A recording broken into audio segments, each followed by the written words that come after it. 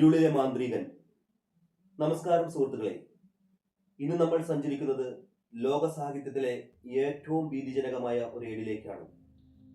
1897 അയർലൻഡുകാരനായ Bram Stoker എന്ന എഴുത്തുകാരന്റെ ഭാവനയിൽ വിരിഞ്ഞ ഡ്രാക്കുള എന്ന നോവൽ വെറുമൊരു കഥയല്ല, അത് മനുഷ്യന്റെ ഉള്ളിലെ ഭയത്തിന്റെയും മരണമില്ലാത്ത ഇരുട്ടിന്റെയും പ്രതീകമാണ്.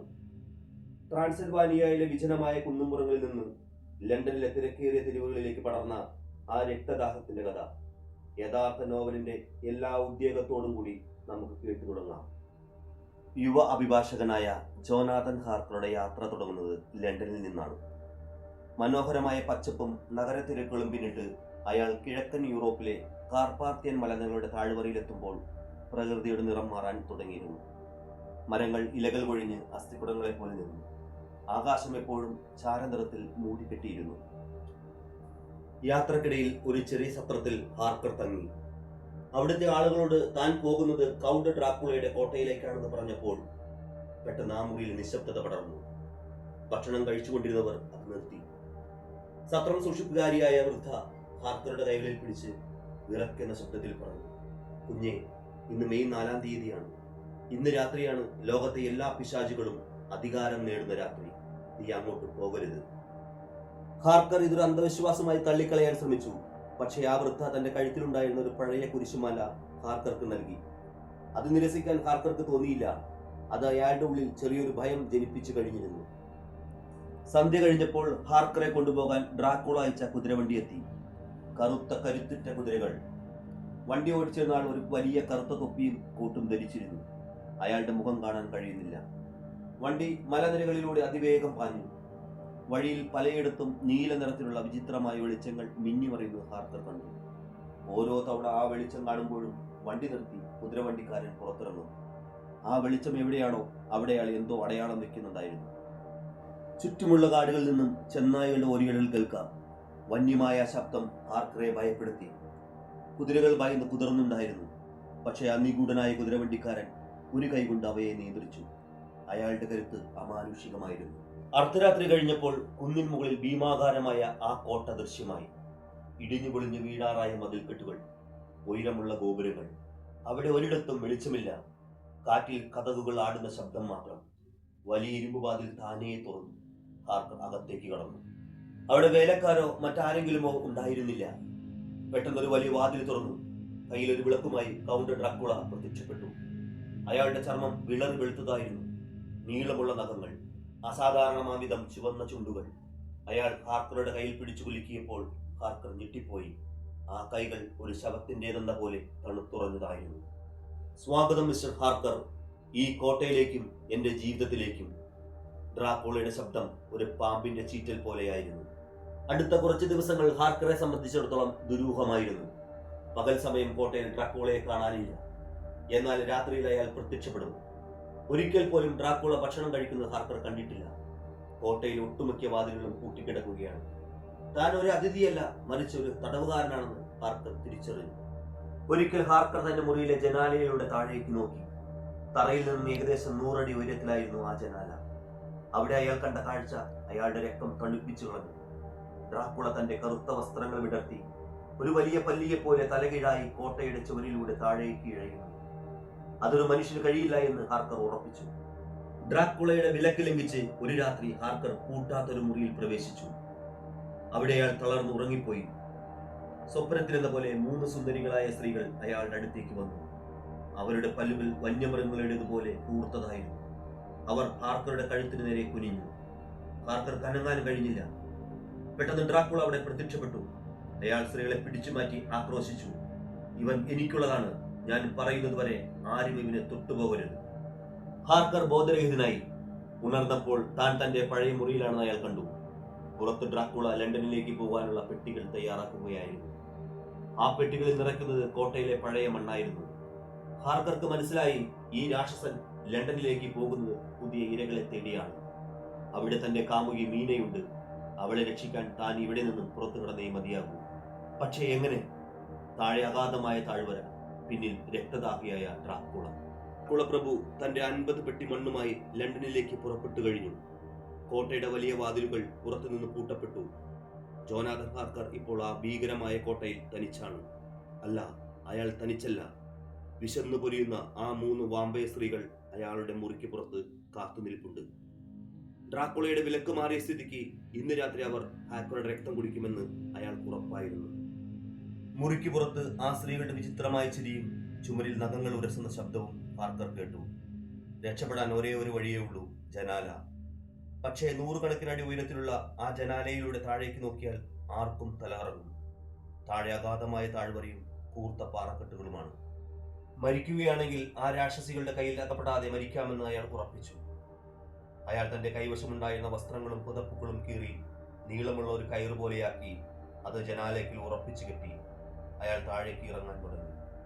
താഴേക്ക് ഇറങ്ങുന്നതിനിടയിൽ താഴത്തെ നിലയിലെ ഒരു തുറന്ന ജനാലയിലൂടെ അയാൾ അകത്തേക്ക് നോക്കി. അവിടെ അയാൾ കണ്ട കാഴ്ച അയാളെ തളർത്തിക്കളഞ്ഞു. ഡ്രാക്കുളയുടെ പെട്ടികൾ കൊണ്ടുപോയ നാടോടികൾ അവിടെ ബാക്കി വച്ച ചില പെട്ടികളൊന്നിൽ വാമ്പയർ സ്ത്രീകൾ ഒരു കൊച്ചുകുട്ടിയെ പിടിച്ചു വെച്ചിരിക്കുന്നത് അയാൾ കണ്ടു. ആ കുട്ടിയുടെ നിലവിളി ആ കോട്ടയുടെ ചുവരുകളിൽ തട്ടി പ്രതിധ്വനിച്ചു. ഒന്നും ചെയ്യാൻ കഴിയാത്ത അവസ്ഥയിൽ കണ്ണീരോടെ ഹാർക്കർ താഴേക്ക് ഇറങ്ങി. കയറിന്റെ നീളം അവസാനിച്ചു. പക്ഷേ തറയിലേക്ക് ഇനിയും ദൂരമുണ്ട്. ഹാർക്കർ താഴെ കണ്ടത് ചത്ത നായ്ക്കളുടെയും മറ്റും അവശിഷ്ടങ്ങൾ നിറഞ്ഞൊരു കുഴിയാണ്. വേറെ വഴിയില്ലാതെ അയാൾ കൈവിട്ടു. കാറ്റിൽ പറക്കുന്ന ഒരു കരിയിലെ പോലെ അയാൾ താഴേക്ക് പതിച്ചു. ഭാഗ്യവശാൽ താഴെ അടിഞ്ഞുകൂടി കിടന്ന മഞ്ഞും ചപ്പിലുകളും അയാളുടെ വീഴ്ചയുടെ ആഘാതം കുറച്ചു. ബോധം മറയുന്നതിന് മുമ്പ് അയാൾ ഒരു കാര്യം മാത്രം കണ്ടു. ദൂരെ മലനിരകൾക്ക് മുകളിൽ സൂര്യൻ ഉദിച്ചു വരുന്നു. സൂര്യപ്രകാശത്തിൽ ആ വാമ്പയർ സ്ത്രീകൾക്ക് പുറത്തിറങ്ങാൻ കഴിയില്ല. ദിവസങ്ങളോളം ബോധമില്ലാതെ കാട്ടിലൂടെ അലഞ്ഞ ഹാർക്കറെ ചില ക്രിസ്ത്യൻ സന്യാസിമാർ കണ്ടെത്തി. കഠിനമായ പനിയും പേടി സ്വപ്നങ്ങളും അയാളെ വേട്ടയാടിക്കൊണ്ടിരുന്നു. അയാൾ ലണ്ടനെ കുറിച്ചും രക്തം കുടിക്കുന്ന പ്രഭുവിനെ കുറിച്ചും പിച്ചും പേയും പറഞ്ഞു. ആ സന്യാസിമാർ അയാളെ ശുശ്രൂഷിച്ചു. മാസങ്ങളെടുത്തു അയാൾക്ക് ബോധം തിരികെ കിട്ടാൻ. താൻ ലണ്ടനിൽ എത്തിയേ തീരുവെന്നും മീന അപകടത്തിലാണെന്നും അയാൾ തിരിച്ചറിഞ്ഞു. ജോനാഥൻ ഹാർക്കർ ട്രാൻസിൽവാനിയയിലെ ആ കരിങ്കൽ കോട്ടയ്ക്കുള്ളിൽ തന്റെ ജീവന് വേണ്ടി പോരാടുമ്പോൾ അങ്ങ് ലണ്ടനിലെ വിഡ്ബി തീരത്ത് ആകാശം കറുത്തിരുളുകയായിരുന്നു. ആരും പ്രതീക്ഷിക്കാത്ത ഒരു ഭീകരത കടൽ കടന്നു വരികയാണ്. വെറുമൊരു കപ്പലല്ല അത്, ഒരു ശവപ്പറമ്പായിരുന്നു അത്. ലണ്ടൻ തീരത്തേക്ക് ഡെമീറ്റർ എന്നൊരു റഷ്യൻ കപ്പൽ അടുത്തുകൊണ്ടിരിക്കുകയായിരുന്നു. പക്ഷേ ആ കപ്പലിന്റെ വരവിൽ എന്തോ ഒരു അസ്വാഭാവികത ഉണ്ടായിരുന്നു. നിയന്ത്രണമില്ലാതെ തിരമാലകൾക്ക് മുകളിലൂടെ ആടി ഉലഞ്ഞാണ് അത് വരുന്നത്. തീരത്തുള്ളവർ നോക്കി നിൽക്കെ ഒരു വലിയ കൊടുങ്കാറ്റിന്റെ അകമ്പടിയോടെ ആ കപ്പൽ കരയിലേക്ക് ഇടിച്ചു കയറി. ആളുകൾ ഓടിക്കൂടി. കപ്പലിന്റെ ഡെക്കിൽ ആരുമുണ്ടായിരുന്നില്ല. ഒടുവിൽ അവർ ക്യാപ്റ്റന്റെ ക്യാബിനിൽ എത്തിയപ്പോൾ കണ്ട കാഴ്ച ഭീകരമായിരുന്നു. കപ്പലിന്റെ ക്യാപ്റ്റൻ മരിച്ചു കിടക്കുന്നു. അയാളുടെ കൈകൾ കപ്പലിന്റെ സ്റ്റിയറിംഗ് വീലിൽ ഒരു കയറ് കൊണ്ട് മുറുക്കി കെട്ടിയിരിക്കുകയായിരുന്നു. അയാളുടെ മുഖത്ത് മരണഭയം തറച്ചു നിൽക്കുന്നു. അയാളുടെ കയ്യിൽ ഒരു കുരിശുമാല ഉണ്ടായിരുന്നു. കപ്പൽ കരയ്ക്കടിഞ്ഞ നിമിഷം അതിനുള്ളിൽ നിന്നും വലിയൊരു കറുത്ത നായ പുറത്തേക്ക് ചാടി അന്ധകാരത്തിലേക്ക് ഓടിമറഞ്ഞു. അതാരും തന്നെ ശ്രദ്ധിച്ചില്ല. പോലീസിന് കപ്പലിൽ നിന്നും ക്യാപ്റ്റൻ എഴുതിയ ഒരു ഡയറി ലഭിച്ചു. അതിലെ വരികൾ വായിച്ചവരുടെ രക്തം തണുത്തുപോയി. യാത്ര തുടങ്ങിയപ്പോൾ കപ്പലിൽ ധാരാളം ജീവനക്കാർ ഉണ്ടായിരുന്നു. പക്ഷേ ഓരോ രാത്രിയിലും ഓരോരുത്തരായി അപ്രത്യക്ഷമായി. ആർക്കും ഒന്നും മനസ്സിലായില്ല. 10ാം ദിവസം ഒരു ജീവനക്കാരൻ അലറിക്കൊണ്ട് പറഞ്ഞു, കപ്പലിന്റെ തട്ടുകൾക്കിടയിൽ, ആ മണ്ണ് നിറച്ച പെട്ടികൾക്കിടയിൽ ഒരു രൂപം ഒളിച്ചിരിപ്പുണ്ട്. വിളറി വെളുത്ത ഉയരമുള്ള ചുവന്ന കണ്ണുകളുള്ള ഒരു പിശാച്. അവസാന ദിവസം ക്യാപ്റ്റൻ താൻ മാത്രം ബാക്കിയായപ്പോൾ എഴുതിയതാണ്: ദൈവമേ, അവനിതാ എന്റെ അടുത്തേക്ക് വരുന്നു. അവന്റെ കൈകൾക്ക് മരണത്തിന്റെ തണുപ്പാണ്. എനിക്ക് രക്ഷയില്ല. കപ്പലിൽ താഴെ ഉണ്ടായിരുന്ന 50 പെട്ടികളിൽ ഒന്നിൽ ഡ്രാക്കുള ഒളിച്ചിരിപ്പുണ്ടായിരുന്നു എന്ന് ലണ്ടൻ നഗരം അറിഞ്ഞില്ല. ഈ സമയം ലണ്ടനിലെ സുന്ദരിയായ ലൂസിക്ക് വിചിത്രമായ മാറ്റങ്ങൾ സംഭവിക്കാൻ തുടങ്ങി. അവൾ രാത്രിയിൽ ഉറക്കത്തിൽ നടക്കാൻ തുടങ്ങി. ലൂസിയുടെ സുഹൃത്തായ മീന, ഹാർക്കറുടെ കാമുകി, ഒരു രാത്രി ലൂസിയെ തിരഞ്ഞ് പുറത്തിറങ്ങി. കുന്നിന് മുകളിലെ സെമിത്തേരിയിൽ ഒരു പഴയ കല്ലറയ്ക്ക് മുകളിൽ ലൂസി ബോധമില്ലാതെ കിടക്കുന്നത് മീന കണ്ടു. ലൂസിയുടെ മുകളിൽ ഒരു കറുത്ത രൂപം കുനിഞ്ഞു നിൽക്കുന്നു. ആ രൂപത്തിന്റെ കണ്ണുകൾ ചുവന്ന കനലുകൾ പോലെ തിളങ്ങുന്നുണ്ടായിരുന്നു. മീന നിലവിളിച്ചുകൊണ്ട് ഓടിച്ചെന്നപ്പോഴേക്കും ആ രൂപം മഞ്ഞ് പോലെ വായുവിൽ അലിഞ്ഞു ചേർന്നു. ലൂസിയുടെ കഴുത്തിൽ 2 ചെറിയ കുത്തുകൾ പോലെ മുറിവുകൾ മീന കണ്ടു. അതൊരു പ്രാണി കടിച്ചതാണെന്ന് കരുതി അവൾ സമാധാനിച്ചു. പക്ഷേ അതൊരു തുടക്കം മാത്രമായിരുന്നു. ദിവസങ്ങൾ കഴിയുന്തോറും ലൂസി വിളറി വെളുത്തു വന്നു. അവൾക്ക് ഭക്ഷണം കഴിക്കാൻ കഴിയുന്നില്ല. വെളിച്ചം കാണുമ്പോൾ അവൾ ഭയപ്പെടുന്നു. അവളുടെ കാമുകനായ ആർത്തർ സഹായത്തിനായി ഡോക്ടർ വാൻ ഹെൽസിങ്ങിനെ വരുത്തി. വാൻ ഹെൽസിങ് ഒരു സാധാരണ ഡോക്ടറല്ല, നിഗൂഢമായ ശാസ്ത്രങ്ങളിൽ അറിവുള്ളയാളാണ്. ലൂസിയെ കണ്ട മാത്രയിൽ വാൻ ഹെൽസിങ്ങിന്റെ മുഖം മാറി. അയാൾ അവളുടെ കഴുത്തിലെ മുറിവുകൾ പരിശോധിച്ചു. ജനാലകളെല്ലാം അടച്ചുപൂട്ടി. അയാൾ അവിടെ മുഴുവൻ വെളുത്തുള്ളിപ്പൂക്കൾ തൂക്കിയിട്ടു. ഇതൊരു സാധാരണ രോഗമല്ല, വാൻ ഹെൽസിങ് രഹസ്യമായി പറഞ്ഞു. നമ്മളുടെ ഇടയിൽ ഒരു വാമ്പയർ എത്തിയിരിക്കുന്നു. അവൻ ലൂസിയുടെ രക്തം ഓരോ രാത്രിയും കുടിച്ചുകൊണ്ടിരിക്കുകയാണ്. ലൂസിയുടെ ശരീരം മരിക്കുകയാണ്, പക്ഷേ അവളുടെ ആത്മാവ് ഒരു രാക്ഷസനായി മാറിക്കൊണ്ടിരിക്കുന്നു. ഒരു രാത്രി വാൻ ഹെൽസിങ് നൽകിയ നിർദ്ദേശങ്ങൾ ലൂസിയുടെ അമ്മ അറിയാതെ ലംഘിച്ചു. അവർ മുറിയിലെ വെളുത്തുള്ളിപ്പൂക്കൾ എടുത്തുമാറ്റി, ജനാലകൾ തുറന്നിട്ടു. ആ രാത്രി ലണ്ടൻ നഗരം ഒരു ഭീകരമായ ചെന്നായയുടെ ഓരിയിടൽ കേട്ടു. ജനാലയിലൂടെ മഞ്ഞ് പോലെ ഇഴഞ്ഞു വന്ന ഡ്രാക്കുള ലൂസിയെ അവസാനമായി ആക്രമിച്ചു. അടുത്ത ദിവസം രാവിലെ വാൻ ഹെൽസിങ് എത്തുമ്പോൾ ലൂസി മരണക്കിടക്കയിലായിരുന്നു. അവളുടെ പല്ലുകൾ അസാധാരണമാംവിധം നീണ്ടിരിക്കുന്നത് കണ്ട് എല്ലാവരും ഞെട്ടി. അവൾ തന്റെ കാമുകന്റെ അടുത്തേക്ക് വിളിച്ച് ക്രൂരമായ ഒരു ചിരിയോടെ അയാളുടെ കഴുത്തിൽ കടിക്കാൻ ശ്രമിച്ചു. വാൻ ഹെൽസിങ് അവളെ തടഞ്ഞു. നിമിഷങ്ങൾക്കുള്ളിൽ ലൂസി മരിച്ചു. പക്ഷേ വാൻ ഹെൽസിങ് പറഞ്ഞു, കഥ ഇവിടെ അവസാനിക്കുന്നില്ല. അവൾ മരിച്ചു എന്ന് നിങ്ങൾ കരുതുന്നുണ്ടാകാം, പക്ഷേ രാത്രിയിൽ അവൾ ഈ കല്ലറയിൽ നിന്നും എഴുന്നേൽക്കും. ലൂസി ഇപ്പോൾ ഒരു വാമ്പയറാണ്. നമ്മൾ അവളെ വകവരുത്തിയില്ലെങ്കിൽ അവൾ ലണ്ടൻ നഗരത്തെ ഒരു ശവപ്പറമ്പാക്കും. ലൂസിയുടെ മരണശേഷം ലണ്ടൻ നഗരം പഴയതുപോലെ ശാന്തമായിരുന്നില്ല. ലൂസി അടക്കം ചെയ്ത ഹൈഗേറ്റ് സെമിത്തേരിക്ക് ചുറ്റുമുള്ള ചേരി പ്രദേശങ്ങളിൽ നിന്ന് ഭീതിപ്പെടുത്തുന്ന വാർത്തകൾ പുറത്തു വന്നു. രാത്രിയിൽ വഴിതെറ്റുന്ന കൊച്ചുകുട്ടികളെ വെളുത്ത വസ്ത്രം ധരിച്ച ഒരു സുന്ദരി വശീകരിച്ചു കൊണ്ടുപോകുന്നു. പിറ്റേന്ന് രാവിലെ ഈ കുട്ടികളെ കണ്ടെത്തുമ്പോൾ അവർ അവശരായിരുന്നു. അവരുടെ കഴുത്തിൽ 2 ചെറിയ മുറിവുകൾ, കൃത്യം ലൂസിക്കുണ്ടായിരുന്നതുപോലെ. ലൂസിയുടെ മരണശേഷം ലണ്ടൻ നഗരം പഴയതുപോലെ ശാന്തമായിരുന്നില്ല. ലൂസി അടക്കം ചെയ്ത ഹൈഗേറ്റ് സെമിത്തേരിക്ക് ചുറ്റുമുള്ള ചേരി പ്രദേശങ്ങളിൽ നിന്ന് ഭീതിപ്പെടുത്തുന്ന വാർത്തകൾ പുറത്തു വന്നു. രാത്രിയിൽ വഴിതെറ്റുന്ന കൊച്ചുകുട്ടികളെ വെളുത്ത വസ്ത്രം ധരിച്ച ഒരു സുന്ദരി വശീകരിച്ചു കൊണ്ടുപോകുന്നു. പിറ്റേന്ന് രാവിലെ ഈ കുട്ടികളെ കണ്ടെത്തുമ്പോൾ അവർ അവശരായിരുന്നു. അവരുടെ കഴുത്തിൽ 2 ചെറിയ മുറിവുകൾ, കൃത്യം ലൂസിക്കുണ്ടായിരുന്നതുപോലെ. പത്രങ്ങൾ ഇതിനെ ബ്ലോഫർ ലേഡി എന്ന് വിശേഷിപ്പിച്ചു. എന്നാൽ വാൻ ഹെൽസിങ്ങിന് അറിയാമായിരുന്നു അത് ലൂസിയാണെന്ന്. അദ്ദേഹം ഡോക്ടർ സെവാർഡിനെയും ലൂസിയുടെ കാമുകൻ ആർത്തറെയും കൂട്ടി രാത്രിയിൽ സെമിത്തേരിയിലെത്തി. ആർത്തർക്ക് ഇത് വിശ്വസിക്കാൻ പ്രയാസമായിരുന്നു. മരിച്ചവർ എങ്ങനെ തിരിച്ചു വരും? അയാൾ ചോദിച്ചു. വാൻ ഹെൽസിങ് മറുപടി നൽകി, അവൾ മരിച്ചിട്ടില്ല ആർത്തർ, അവൾ അൺഡെഡ് ആണ്, മരണമില്ലാത്തൊരവസ്ഥ. പത്രങ്ങൾ ഇതിനെ ബ്ലോഫർ ലേഡി എന്ന് വിശേഷിപ്പിച്ചു. എന്നാൽ വാൻ ഹെൽസിങ്ങിന് അറിയാമായിരുന്നു അത് ലൂസിയാണെന്ന്. അദ്ദേഹം ഡോക്ടർ സെവാർഡിനെയും ലൂസിയുടെ കാമുകൻ ആർത്തറെയും കൂട്ടി രാത്രിയിൽ സെമിത്തേരിയിലെത്തി. ആർത്തർക്ക് ഇത് വിശ്വസിക്കാൻ പ്രയാസമായിരുന്നു. മരിച്ചവർ എങ്ങനെ തിരിച്ചു വരും? അയാൾ ചോദിച്ചു. വാൻ ഹെൽസിങ് മറുപടി നൽകി, അവൾ മരിച്ചിട്ടില്ല ആർത്തർ, അവൾ അൺഡെഡ് ആണ്, മരണമില്ലാത്തൊരവസ്ഥ.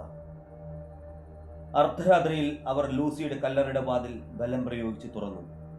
ആർത്തർ തന്റെ പ്രിയപ്പെട്ടവളെ അവസാനമായി ഒരിക്കൽ കൂടി കാണാമെന്ന് കരുതി അങ്ങോട്ട് നോക്കി. പക്ഷേ ആ ശവപ്പെട്ടിക്കുള്ളിൽ ലൂസി ഇല്ലായിരുന്നു. വെളുത്ത പട്ടുതുണികൾ മാത്രം അവിടെ കിടന്നു.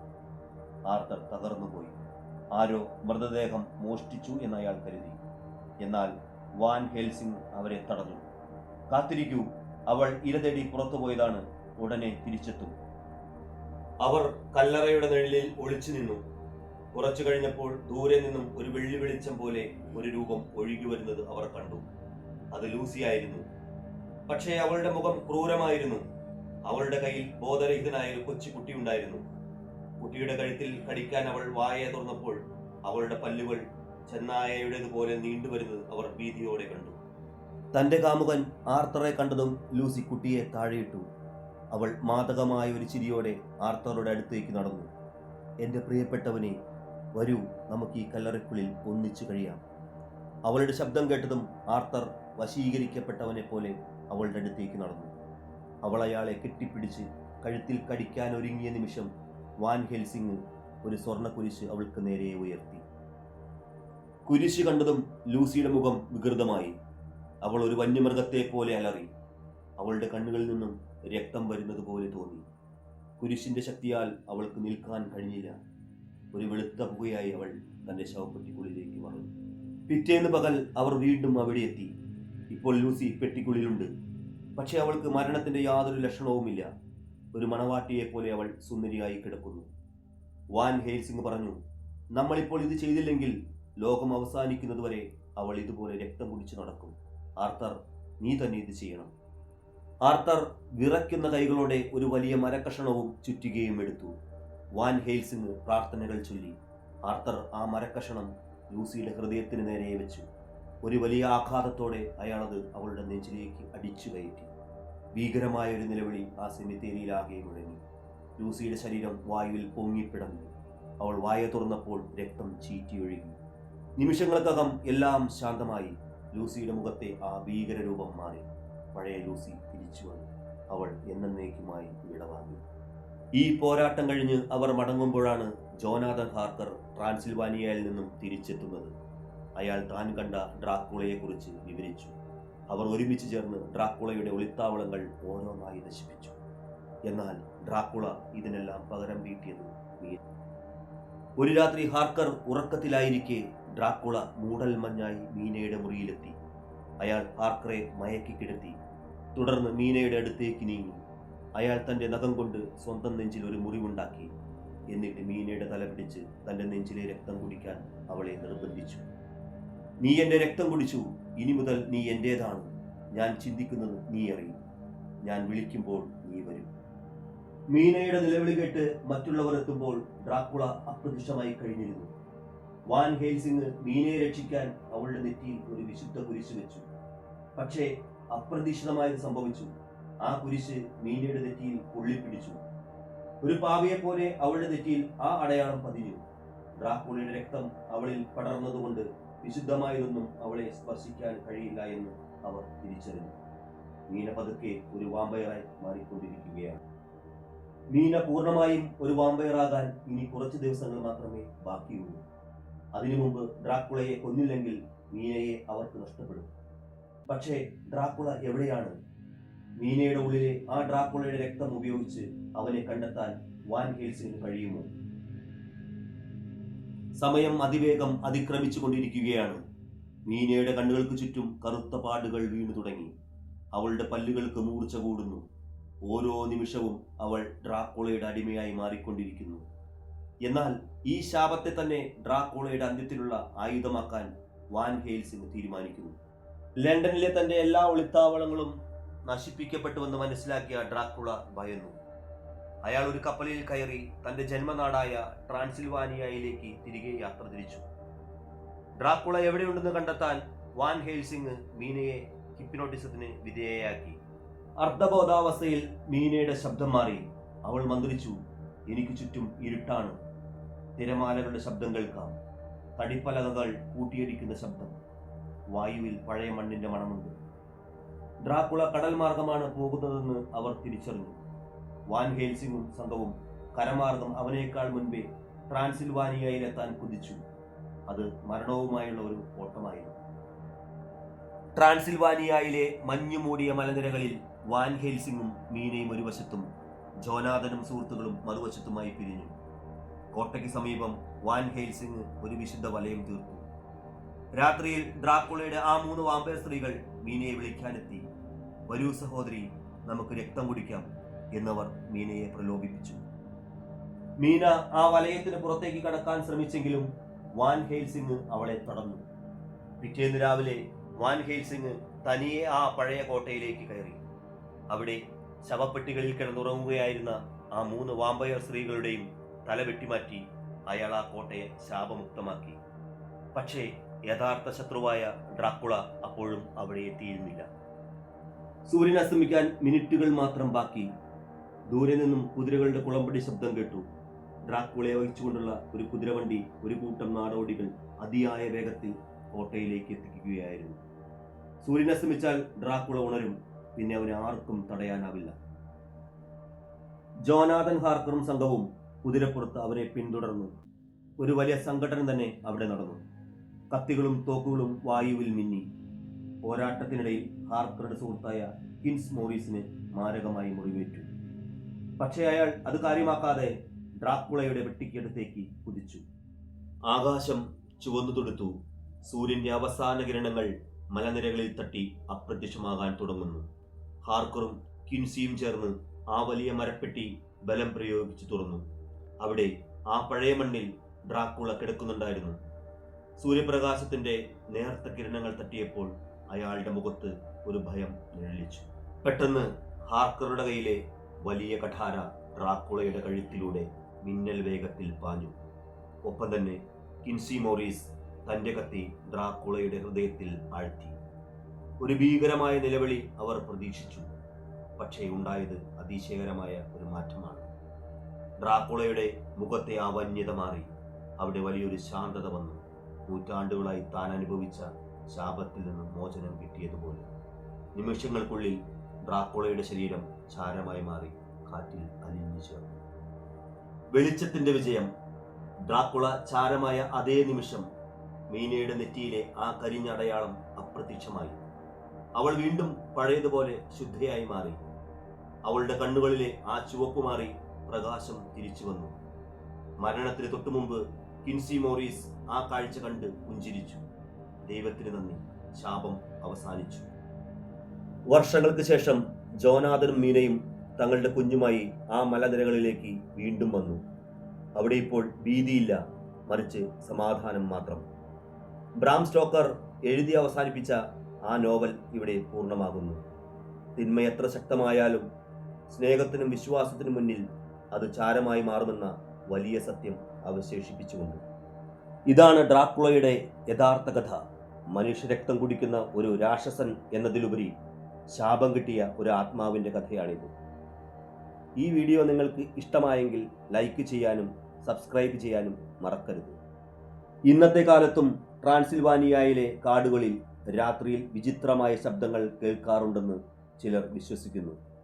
ഡ്രാക്കുള ശരിക്കും മരിച്ചോ അതോ അവൻ വീണ്ടും ജനിക്കുമോ?